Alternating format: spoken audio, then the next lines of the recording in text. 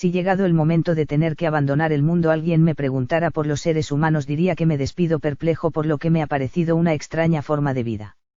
La desigualdad en la que conviven, su falta de libertad y lo rudimentarias que son sus maneras de existir no han dejado de impresionarme. Si problemas de tiempo me obligaran a abreviar aún más, me limitaría a 3 palabras: división del trabajo. En caso de que mi interlocutor me pidiese algún consejo al respecto y sin abusar de su paciencia, añadiría que los instrumentos de navegación que más me han ayudado a determinar mi posición en el mapa y a elegir el rumbo a seguir han sido el marxismo y el arte. Respecto a lo primero, materialismo y dialéctica han alumbrado mi camino por entre los hechos que forjan el pensamiento, plenamente convencido de que los acontecimientos que integran la realidad se nos presentan de forma tan categórica como contradictoria y entrelazada, motivo por el que cualquier teoría que los trate de explicar como fenómenos aislados o bien está equivocada o encubre un fraude. En relación a lo segundo, me sentiría en el deber de informar a mi contertulio de que pese a que no tengo ninguna duda acerca de que la estructura que da soporte a la sociedad es de carácter económico, creo también que entre sus huecos circula un tipo de aire esencial que dada su capacidad para suavizar el ser y enriquecer la existencia conviene cultivar, el arte de vivir. Todo ello sin olvidar un eros cada vez más dañado y traicionado por el capitalismo. Los derechos se suelen reunir en 2 grandes grupos, el de los civiles y políticos por un lado y el de los económicos, sociales y culturales por otro. Las relaciones entre ambas familias no han sido siempre cordiales, incluso en ocasiones parece que lo que es bueno para una no lo es tanto para la otra. Pese a que los miembros de la segunda son los parientes pobres y como tales siempre han recibido peor trato que su distinguida parentela, se da la circunstancia de que en la actualidad, tanto a unos como a otros no les van bien las cosas.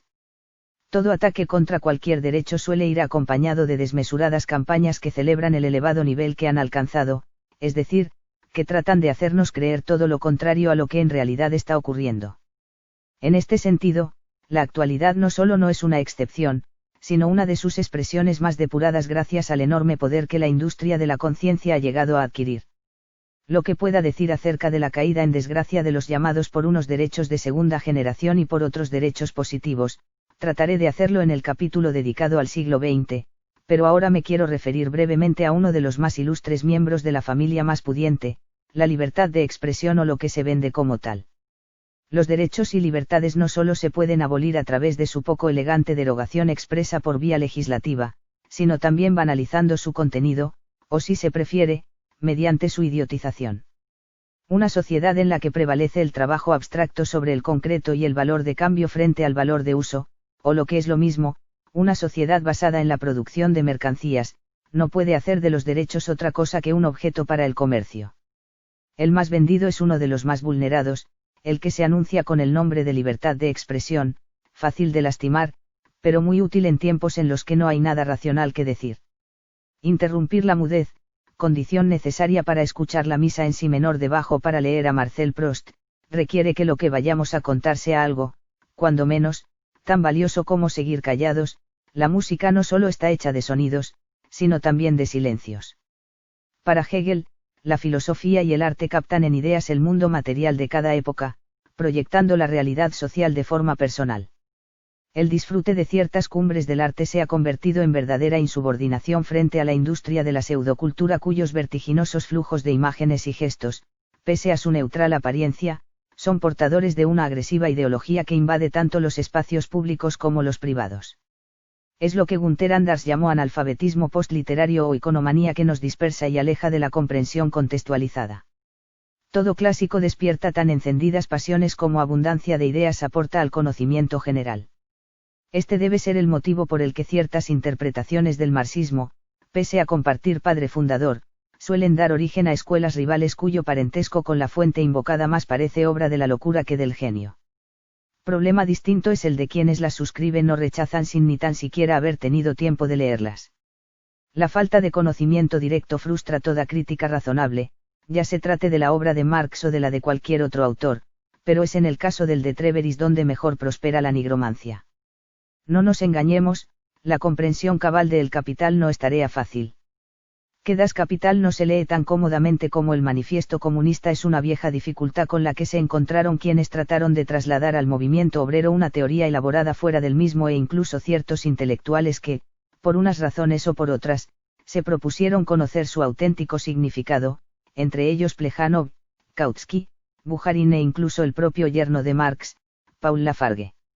Si a esta complejidad teórica añadimos que en dicho texto las palabras no siempre expresan su contenido usual, así como la irreverente intención revolucionaria de su autor, estaremos en condiciones de comprender los motivos por los que buena parte de sus seguidores y detractores presumen de serlo sin ni tan siquiera haberse introducido en el imprescindible libro primero de tan voluminosa como controvertida obra. Algunas de estas fobias y filias, aquejadas en ocasiones de cierto romanticismo, se apoyan en lamentables exégesis llevadas a cabo por consejeros delegados cuando no en un descabezado sentido común para cuya tosca forma de pensamiento las estrellas están inmóviles, la Tierra es plana y es el Sol el que gira alrededor de ella. Por suerte esto es algo que solo ocurre con la obra de Marx y no con la teoría de la relatividad, con la crítica de la razón pura o con la pintura del Quattrocento. Lenin lo expresó de forma sencilla y breve: el idealismo inteligente está más cerca del materialismo inteligente que el materialismo estúpido. Sutilezas filológicas aparte, buena culpa de estos malentendidos la tienen quienes han popularizado una Biblia pauperum, una ideología de manual, vulgarizada y muy empobrecida mediante imágenes y aforismos descontextualizados o recreados, que ignoran no solo la letra, sino también la intención y la forma de escribir de su autor. Algo parecido llevó a decir al propio Marx que si el marxismo era lo que por tal cosa se entendía en Francia, entonces, él, no era marxista. Con este miedo a Marx salimos perdiendo todos, por una parte quienes se privan de sólidos argumentos que los hay con los que atacar eficazmente los flancos más vulnerables de su legado y por otro, quienes desde dentro, dan la espalda a la fecunda dialéctica crítica que tan ardorosamente defendieron tanto él como Engels. Es cierto que el marxismo ha conocido tiempos mejores, pero el hecho de que reaparezca cuando las cosas van mal al capitalismo es algo que debe alentarnos, entre otras cosas porque sus crisis son cada vez más frecuentes, profundas y duraderas. Como se verá más adelante, el capitalismo que vivió Marx ha cambiado en muchos aspectos. El suyo era un sistema de libre competencia, por más que el capitalismo lo que hizo fue acabar con ella. Anterior al capitalismo monopolista, creyó que los monopolios eran restos de feudalismo, y también a lo que se conoce como Segunda Revolución Industrial. En lo político tampoco asistió a la generalización de los sistemas democráticos. Sin embargo, 2 guerras mundiales después, las contradicciones del libre mercado son mayores que cuando se escribió El Capital, la más concienzuda crítica a la economía política conocida, por más que Luis Bonaparte ya no siga gobernando en Francia o que algunas de las cosas que en su tiempo fueron sólidas se hayan desvanecido en el aire. Es evidente que hubo una proliferación de trabajadores en el sector terciario y que cambiaron muchas penalidades, pero el contenido esencial de la obra de Marx, pese a las escasas aportaciones de sus continuadores, no solo no ha caducado, sino que con el paso del tiempo se ha hecho más inteligible de lo que lo era para sus contemporáneos, especialmente en materias tales como la mundialización del capital o su polarización en los términos expuestos en la Ley General de Acumulación Capitalista. La burguesía ha ahogado los temblores sagrados del éxtasis, del entusiasmo caballeresco, del sentimentalismo pequeño burgués en las aguas heladas del cálculo egoísta. Ha hecho de la dignidad personal un simple valor de cambio, ha sustituido a las numerosas libertades tan caramente conquistadas por la única e impiadosa libertad del comercio. Manifiesto comunista. Praxis. Trabajo y socialismo.